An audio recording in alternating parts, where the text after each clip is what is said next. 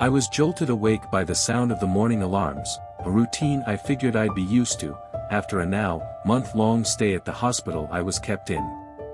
I must have been awake very late again, still trying to make sense of the reason for my incarceration.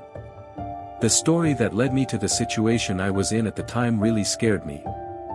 I had just dropped my cousins off at their home, after a short night of partying, and was about to head home myself, which wasn't too far from them. It was about 8:30, on that cold October night in 2022, and a night I would never forget. Due to traffic issues, I was forced to take an alternate route home, which led me down a stretch of highway that was less frequently traveled.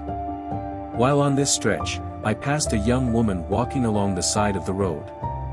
While it wasn't uncommon to see the occasional person walking along the roadways, she stood out from other people I had seen. Her hair was pulled neatly back, and she had a unique sweater with the image of a sea turtle on it. Not even thinking, I turned around and pulled up alongside of her and asked if she was okay or if she needed a ride. She introduced herself as Kendra, and explained that she was supposed to meet some friends in town at around 10 p.m., but her car wouldn't start, so she had decided to walk into town instead, a walk that would have taken her around 15 minutes to complete. She hesitantly accepted my offer for a ride and we drove off. On the short drive to town, she gradually loosened up and spoke a little more freely. She said that she lived on a farm with her parents, not too far from where I picked her up from, and that she didn't get out much, so she was really looking forward to some time with friends. After arriving in town, she said that she was early, and that her friends wouldn't meet her for another hour or so. I asked if she'd like to grab a coffee from a local coffee shop that I knew was still open, until her friends arrived, to which she gladly accepted. We each had a warm coffee, the kind that has a lid with the little stirrer that acts as a cap for the lid.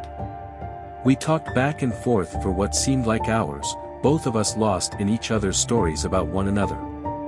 We both felt the attraction between us and were holding hands by the end of the conversations. When it was almost 10, she said she needed to leave to meet her friends.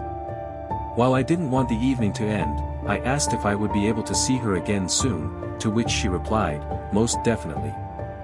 She wrote her address down on a napkin from the coffee shop and asked me to pick her up tomorrow at around 10:30 in the morning. Worried about what her parents might think about me and the way we met, she asked me to meet her by the swing hanging from a large maple tree in the front yard, rather than going to the door, to which I ecstatically agreed. We gave each other a hug and she left. I was having trouble getting to sleep that night, trying to plan the perfect day with Kendra tomorrow. Eventually, I dozed off. Please follow for part 2.